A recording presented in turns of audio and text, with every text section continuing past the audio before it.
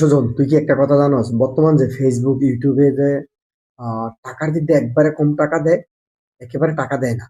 কিন্তু ঘটনাটা হচ্ছে এইটা না, সবাই কিন্তু যখন ফেসবুকের ক্ষেত্রে যেমন কন্টেন্ট মনিটাইজেশনের জন্য সবাই উঠে ফিরে লাগছে, যেমন এটা হ্যাঁ দরকার, দরকার হইলেই অনেক কিছু কামাই লেগে হেন যায়, এ ছবি দেয়, ছবি পোস্ট দেয়।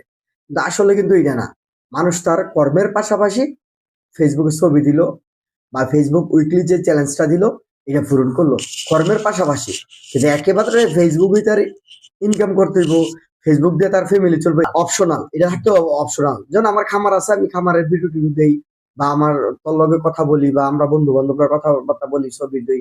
এটাতে কিন্তু আমার আর ফেসবুক কিন্তু আমাদেরকে একটা পঙ্গু জেনারেশন তৈরি করবো কোন এক সময়।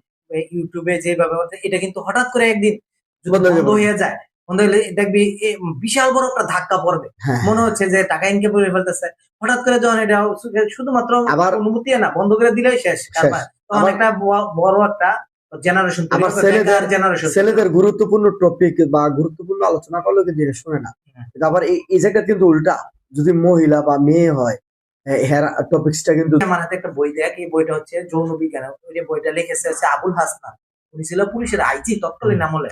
এই বইটা যদি এক নজর পড়তি তাহলে বুঝতে পারতি যে আসলে পুরুষদের ভিতরে কত রকমের বদ নজর, বদ কথাবার্তা, বদ মনোভাব মেয়েদেরকে নিয়ে হয়। এটা না পড়লে হয়তো আমিও বুঝতে পারতাম না। তো ওনার কিন্তু প্র্যাকটিক্যাল লাইফ নিয়ে, প্র্যাকটিক্যাল অপরাধীদের মেন্টালিটি থেকে কালেকশন করে এই বইটা লিখেছে। হচ্ছে তো সেই জায়গার মধ্যে মেয়েরা মনে করতেছে বোরকা পরে সে ছবি ছাড়লে তাকে নিয়ে কোনো বাজে মন্তব্য আসবে না, তাকে নিয়ে খুব ভাবনা কেউ ভাববে না।